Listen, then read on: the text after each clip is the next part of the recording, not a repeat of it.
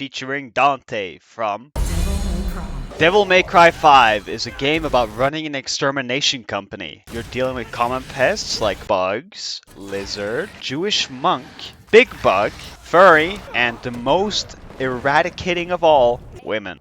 Alright, I'm not gonna lie, this shit made me uncomfortable the first time I saw it. It hasn't gotten better, it's gotten worse. You'll be using common tools of the trade like hat. Alright, I'm not gonna lie, be kind to these guys. They got a little bit of emotional issues. You know, you gotta be nice to them or else. You'll be playing as one of three and fighting your way to the top of this flower that's been fed an exclusive diet of only protein powder. To go fight the Bugmaster, aka this guy's dickhead brother and this guy's dad, I guess. It's weird, alright? Don't fucking question it. I just spoiled the game, didn't I? Whatever. Who cares? Who gives a shit? And just as when you've learned the moveset of one of these characters, you switch to the other one, and now your whole game is fucked up again. Alright, so let's go through these.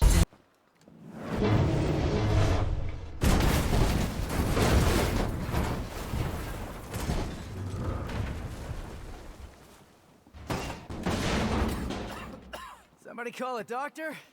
Nero got the most banging fucking OST in the game. No question about it. The most banging OST. The first ever motorcycle wielding crippled lesbian in gaming. He's easy to learn, he's easy to play as, but he doesn't have that much depth. He's got these things called devil breakers that I either have none of or way too many of. There's no in between. And okay, listen, I was gonna go through all of these and, you know, tell you what every one of them does, but fuck that, there's too many and most of them are boring. I'm gonna tell you about the most important one, the tomboy. Just like tomboys in real life, these things will power you up and instantly start making you fight even harder than you were before, changing up your moveset to a more powerful version, letting you kick even more ass.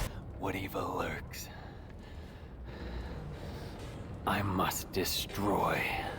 V, the character with the worst OST, most annoying personality, and honestly, I don't even want to really talk about him. So I'm not gonna.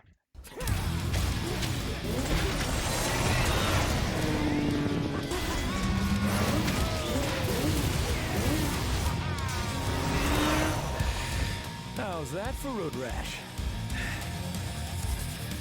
Dante, easily the best character in the game. He's got a full-blown arsenal of toys that he can quickly switch between for whatever situation suits him best. Also, because of his huge arsenal, he's the hardest person to master in the game, but he's so rewarding to play as, nobody will give a shit.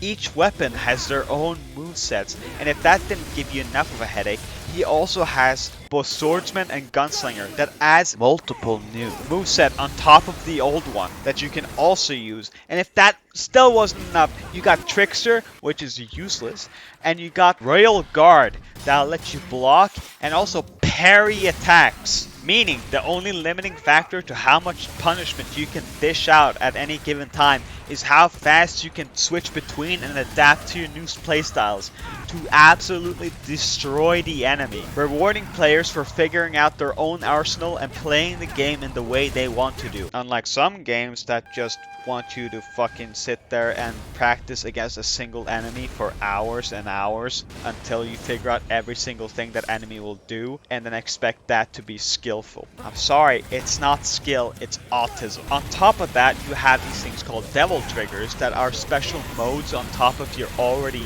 selected character. V, being the worst character in the game, doesn't get one. Nero's is only unlocked after beating the game once, and Dante is so badass that he has a devil trigger on top of his devil trigger. These devil triggers will basically power you up and let you push out even more punishment and heal while you're doing it passively. Dictated by this little gauge here that slowly fills as you do damage and depletes as you sit there and jerk off. Story. The story of this game is a weird mix between good enough to where I don't want to spoil it, but at the same time, bad enough to where I don't give a shit. How I describe it is just the story is less of a story and more an experience. I'd play through this game just for the cutscenes, to be honest. This game has some of the most balanced game difficulty I've ever seen, because the game isn't really difficult at all. You can sit back and just shoot people with your gun all you want and just not experience anything. But you have this ranking system that works together with the music that encourages you to get up inside the enemy and constantly switch up your playstyle. Meaning, what's most effective isn't gonna be the most rewarding. What's gonna be the most rewarding is just doing different stuff. Just throwing together different combos so you look and feel like a badass.